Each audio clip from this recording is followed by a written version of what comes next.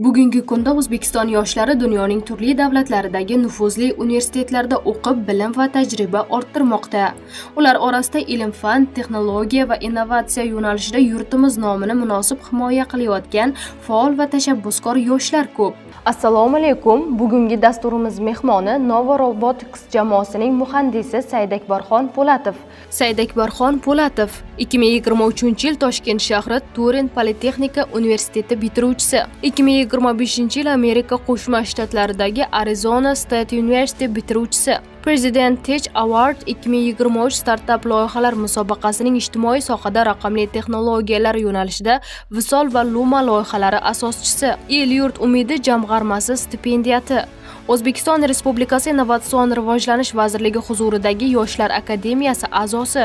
Respublikalar aro bo'lib o'tgan Future Skills Uzbekistan IT olimpiadasining birinchi o'rin g'olibi hamda O'zbekiston Respublikasi Innovatsion rivojlanish vazirligi tomonidan o'tkazilgan Technovice texnologik rivojlanish marafoni birinchi o'rin g'olibi. Students Cup universitetlar aro bo'lib o'tgan startaplar tanlovining birinchi o'rin g'olibi. O'zbekiston Respublikasi Innovatsion rivojlanish vazirligi tomonidan o'tkazilgan 3-Renessans yoshlar nigohida tanlovining birinchi o'rin g'olibi. Hozirda Nova Robotics jamoasida yetakchi muhandis sifatida o'z faoliyatini olib boradi. Avvalo o'zingiz haqingizda qisqacha ma'lumot berib o'tsangiz. Assalomu alaykum. Bunday studiyaga chaqirganingizdan juda xursandman. Ismim Saidakbarxon, yoshim 24 da, Toshkent shahrida tug'ilganman va hozirda UzAvto Motors korxonasida strategik rivojlanish, yangi loyihalarni boshqarish boshqarmasida bo'limida mutaxassis bo'lib ishlab kelyapman. O'zim El-yurt umidi jamg'armasi stipendiyatiman. 2022-yil birinchi stipendiya tanlovida g'olib bo'lganman va ushbu grant asosida AQShda Arizona State, ya'ni Arizona davlat universitetida ta'lim olib kelganman. O'zim bundan oldin Toshkent shahridagi Turin Politexnika universitetida o'qiganman va hozirda yuqori kirish imtihonlarida yuqori natijalarga ega bo'lganligim sababli Turin Politexnika universitetida ham, hattoki Arizona davlat universitetida ham birinchi kurs bosqichini sakrab o'tib, ikkinchi kursdan o'qishni boshlaganman va hozirgi vaqtga kelib bir vaqt o'zida ikkita to'liq bakalavr diplomini qo'lga kiritganman. Ya'ni Turin Politexnika universitetida avtomatlashtirish tizimlari muhandisi yo'nalishida va Arizona davlat universitetida esa mexanik muhandis yo'nalishida to'liq o'qishimni tugatib, mana O'zbekistonda hozir o'z faoliyatimni yuritib kelyapman. Xorijda o'qish fikri sizda qanday tug'ildi? Aslida endi xorijda o'qishni, nufuzli universitetlarda o'qishni o'zimga maqsad qilib maktab paytlarida qo'ygandim. Lekin aynan qaysi davlatligini o'sha paytlarda hali bilmasdim. Albatta, uydagilarim, o'qituvchilarim, domlalar maqsadlari bilan birgalikda shu xorijda Italiya universitetlari va AQSh universitetlarida o'qishga qaror qildim. Va nimaga aynan xorijda o'qish yoki nimaga O'zbekiston universitetlarida o'qish emas degan savolga javob o'ylaymanki, har qanday yo'nalish yoki har qanday bir bilimni yanada rivojlantirish uchun dunyoviy tajribani ko'rish kerak, uni sezish kerak. Agarda biz faqatgina O'zbekiston miqyosida fikrlaydigan bo'lsak, biz hozirda bo'layotgan natijalarni yoki undan ham 10 karra yuqoriroq natijalarni qo'lga kirita olmasligimiz mumkin. Va shunday fikrlar asosida o'zimga maqsad qildimki, O'zbekistonda muhandislik, ishlab chiqarish, avtomatlashtirish yo'nalishlarini yanada rivojlantirishni o'zimga maqsad deb bilayotgan bo'lsam, men nufuzli yetakchi universitetlarda eng sara tajribalarni qo'lga kiritishim kerak deb o'zimga maqsad qo'yib, shu sababli chet elda o'qishga qaror qildim. Xorijda o'qishni o'ziga yarasha qiyinchiliklari ham bo'ldimi sizda? Qiyinchiliklar bor, albatta. Men o'ylaymanki, eng katta va hammada uchraydigan qiyinchiliklardan bittasi bu vatan tuyg'usi, vatan sog'inchi. Birinchi qiyinchilik umuman hammasi boshqacha. Ya'ni odamlar, muhit, so'zlashuv, hattoki har kungi yeb yurgan oziq-ovqatlaringiz ham, hattoki ta'mi ham har xil. Va shu narsani siz his etganingizdan keyin qanchalik O'zbekistonda yaxshiligini bir sezasiz. El-yurt umidi jamg'armasi o'zi qanday imkoniyatlar beradi stipendiyalar uchun, hamma yoshlar uchun. Endi siz nafaqat nufuzli institutga kirganingizdan keyin u nufuzli institutda yoki universitetda sizni o'qish xarajatlarini qoplab beradi, balkim sizni yashash va kunlik xarajatlaringizni ham qoplab beradi. Ya'ni El-yurt umidi stipendianti degan unvonni qo'lga kiritganingizdan keyin siz to'laqonli ishonch bilan ayta olishingiz mumkin, siz 3 yil davomida dunyoning har qanday nuqtasida siz to'laqonli sizni hamma xarajatlaringiz qoplangan. Siz u yoqqa boshqa davlatga borib yokida bir pul topish savollari sizda hech ham paydo bo'lmaydi. Chunki berilayotgan xarajat mablag'lari bemalol sizni kun kechirishingizga yetadi. Hattoki ortib ham qoladi. 30-40% ortib qolishiga men 100% misol uchun ishonchim komil. Sizningcha nazariy bilim muhimroqmi yoki amaliy tajriba? O'ylaymanki, ikkalovi ham bir xil kerakli. Chunki nazariy bilimsiz amaliy tajriba qo'lga kirita olmaysiz. Hattoki amaliy tajriba qilishingiz uchun nazariy bilimsiz ham amaliy mashg'ulotlar orqali qandaydir bir bilimni qo'lga kiritsa bo'ladi. Lekin bu yo'nalish ozgina uzoqroq. Agar sizda nazariy fundamental bilimlaringiz bo'lsa, sizda amaliy natijalaringiz yanada tezroq va yaxshiroq natijalarga ega bo'lasiz. Misol uchun biz Turin Politexnik universitetida o'qiyotgan paytimizda Novorobotics jamoasiga asos solganmiz. Ya'ni bizning jamoamiz O'zbekistonda ilk bor universitet territoriyasida biz robotlarni ishlab chiqarishga urindik. Ya'ni biz 1,5 yil ish olib borganimiz mobaynida 30 ta robot ishlab chiqardik o'zimiz. Ular Xitoydan import qilingan robotlar emas, to'laqonli o'zimizda 3D printerlar orqali modellashtirib o'zimiz ishlab chiqargan robotlar. Va juda ko'p biz texnik qiyinchiliklarga duch kelganmiz. Ya'ni bizda ba'zi bir nazariy bilimlar yetishmaganligini biz sezganmiz.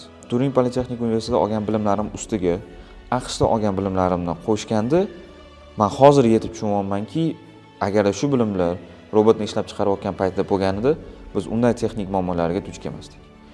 Ya'ni qisqa qilib aytganda, nazariy bilim kerak. Chet eldagi qaysi ta'lim uslublarini mamlakatimiz oliy o'quv yurtlariga joriy qilish foydali deb o'ylaysiz yoki aksincha O'zbekiston ta'lim tizimi tajribasini xorijda targ'ib etish qay darajada samara beradi? AQShga birinchi borganimda men hayratlangan shu bir joylardan shundayki, bog'chalarda hattoki 5-6 yoshli bolalarga muhandislik nimani o'rgatishni boshlashadi. O'zi aslida yana bir loyihalardan bittasi SNR nomli bir korxonaga asos solganmiz va ushbu korxona biza shu Novorobotik jamoasida olgan bilimlarimizni maktablarda maktab o'quvchilariga o'rgatishni boshlaganmiz. Va AQShga borib u yerda muhandislik, ya'ni STEM yo'nalishi, Science, Technology, Engineering, Mathematics shu yo'nalishni bog'chalarda ham o'rgatishayotganini ko'rib, o'qishimni tugatganimdan so'ng ushbu jamoa bilan birga SNR ta'lim dasturini bog'cha bolalariga ham o'rgatishni boshlaganmiz. Bu juda ham qiziq va o'ylash mumkinki, nimaga bu 5-6 yoshli bola bunga muhandis qayerda-yu, lekin 5-6 yoshli bola qayerda desa, savolga javob juda sodda. Agarda bola 5-6 yoshdan boshlab bu ya'ni qandaydir muammolarga yechim topishni shakllantirishni boshlasa, u kelgusida, ya'ni maktabga borgan paytida, institutda o'qiyotgan paytida, hattoki bir qandaydir mutaxassis bo'lgan paytida ushbu mana ingliz tilida problem solving deyiladi, ya'ni qanday qilib muammolarga yechim topishni turli xil yo'llarni yaxshiroq biladi va uni miyasida ushbu yo'nalish yaxshiroq shakllantirilgan. Albatta bu 5-6 yoshli bolalarga qanaqadir qiyin, murakkab muammolar berilmaydi. Misol uchun oddiy misollardan o'zimizning darslarimizda tokda plyus nima, minus nima, nimaga plyus bilan minusni bir-biriga teqasa bo'lmaydi. Shunday bir bilimlarni beramiz. Va ko'ryapmizki, 1-sinfga chiqqan bola maktab dasturligining 6-sinf fizikasidagi fundamental bilimlarni qaysidir darajada buni 1-sinfda уже biladi. Ya'ni bu bilimlarni biladi, u biladi qanday qilib lampochka ishlaydi, qanday qilib mashinalar ishlaydi, qanaqa motor ishlaydi va bu juda bir xayollangan narsa va ushbu STEAM yo'nalishni O'zbekistonda keng biriktirishni va keng maktab va maktabgacha ta'limda biriktirishni maslahat qilgan bo'lardim. Va hozirda aslida prezidentimiz tashabbuslari bilan birgalikda bu STEAM yo'nalishi yaxshigina rivojlanish boshladi. Yaqin paytlarda prezidentimiz sun'iy intellektni yanada rivojlantirishga asos soldilar. Ya'ni maktablarda ham hattoki hozir 5-6 sinf bolalar ham sun'iy intellekt nima, sun'iy intellekt bilan qanday ishlash, yanada uning ustiga o'zining sun'iy intellektini qanday yaratishni ham o'rganishni boshlashdi. Va chet elda bu amallar bajarilib kelyapti va biz ham shu narsalarni hozir tezroq biriktirib shu narsalarni yosh avlodga o'rgatishimiz kerak. Ta'limni o'sha bog'chadan boshlab o'zgartirish kiritish kerak. Shu o'rinda yana bir savol tug'iladi. Hozirgi kunda o'sha vaqt masalasi yoshlarda dolzarbda. Chunki ko'pchilik yoshlarimiz hech kimga sir emas, vaqtini ijtimoiy tarmoqlarda o'tkazadi. Siz ushbu yutuqlarga erishish uchun vaqtni qanday taqsimlagansiz va yoshlarga qanday maslahatlar bera olasiz? Biz maktabda o'qiyotgan paytimizda telefonlardan foydalanish umuman mumkin emas edi. Hattoki bizda telefondan foydalanishga ehtiyoj ham bo'lmagan.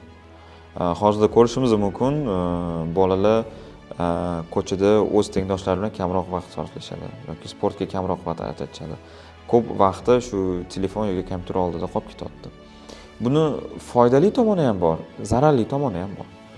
Endi o'zimdan kelib chiqadigan bo'lsa,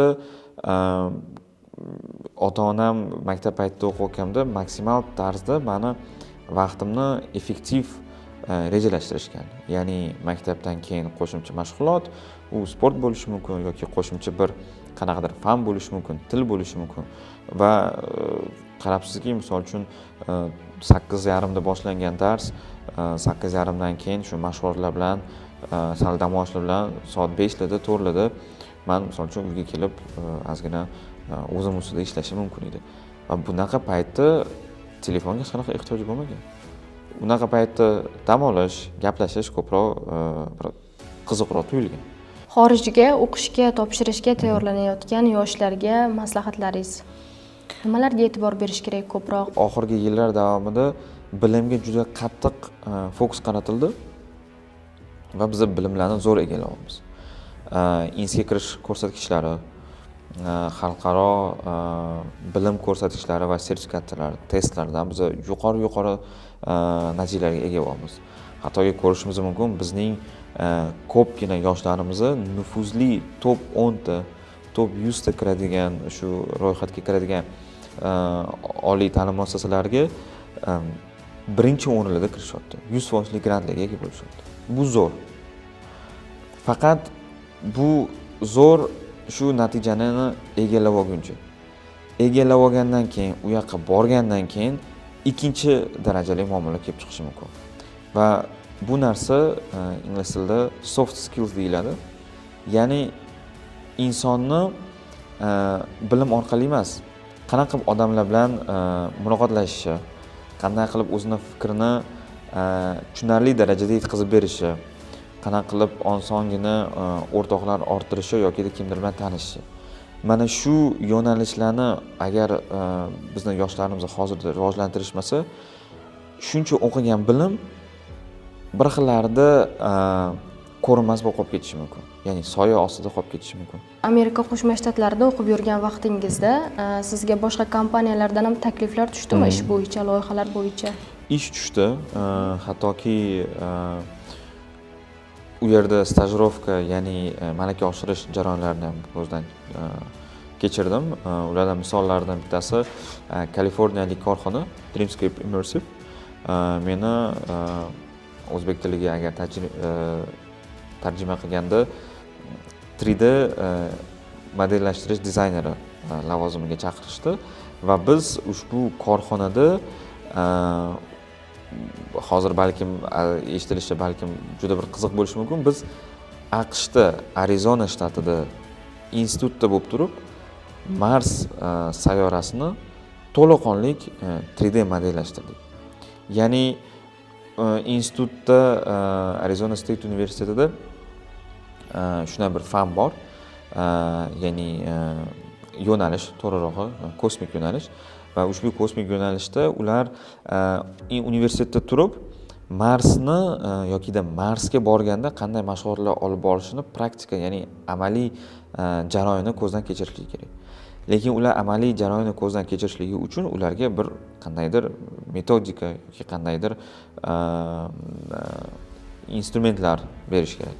Va shu uchun bizga qo'yilgan maqsad shuki, barcha manbalardan olib turib, hattoki NASA bilan ulardan olgan ma'lumotlar asosida biz 3D Mars sayyorasini 3D lashtirishimiz kerak edi.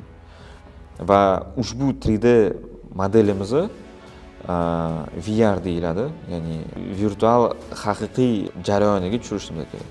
Ya'ni maxsus gadjetlar bor, bilasiz, taqasiz, ko'p biz parklarda ko'rganmiz. Ushbu ochkini taqqanda siz Marsga tushib qolishingiz kerak.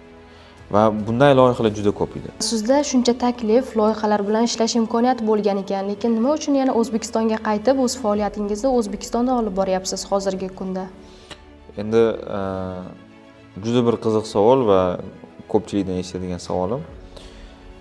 Bilasizmi, bu loyihalarga ikkita yondashuv qilsa bo'ladi.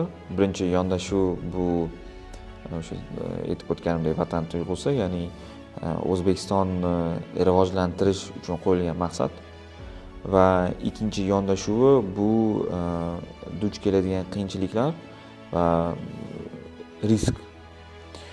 Ya'ni men musofir bo'lib boshqa davlatda chegaralangan imkoniyatlar sharoitida loyiha qilishim yoki loyihaga qo'shilishim mumkin, lekin buni rag'batlantirilishi yoki bu loyiha beradigan mevasi O'zbekistonda qilgandek shirin bo'lmaydi.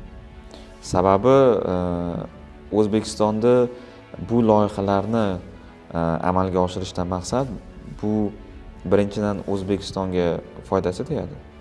Nafaqat O'zbekiston deganda yoshlardan tortib to keksalargacha hammaga foydasi tegadigan loyihalar qilish va bu loyihalar nafaqatgina bir chegaralangan vaqt maydonida bo'ladi. Bu davomiy O'zbekistonni rivojlantirishiga, O'zbekistonni deylik iqtisodiyotiga foyda olib keladigan loyihalar bo'ladi. Va O'zbekistonning iqtisodiyotiga agar men foyda olib kelgan bo'lsam, men o'ylaymanki, bundan bir katta yutuq men uchun yo'q. Va hozirda hattoki biz jamoamiz bilan juda ko'p loyihalarga asos solganmiz. Hattoki ulardan misol keltiradigan bo'lsa, startup studio ochganmiz. Ya'ni har qanday yosh, har qanday talaba bizning o'quv markazimizda o'qib turib, uning loyihasi bo'lsa, bu loyihani biz to'laqonli biz moliyalashtirishimiz mumkin. Va o'zimiz ham bizning jamoamizda ishlayotgan hamkasblar ham o'zining loyihalariga asos solib va hozirda 5 ta loyihani olib borishyapti. Va men o'ylaymanki, boshqa davlatda ishlab qandaydir loyihaga bir yordamchi bo'lib qo'shilgandan ko'ra, undan ko'ra O'zbekistonda yaxshiroq va kelajagi kengroq va yaxshiroq bo'ladigan loyihaga asoschi bo'lib kelganim yaxshiroq. Said Akbarxon, studiyamizga tashrif buyurganingiz uchun rahmat. Kelgusidagi barcha ishlaringizga omad va muvaffaqiyatlar tilaymiz. Yurtimiz ravnaqi uchun qilayotgan ishlaringiz doimo bardavom bo'lsin.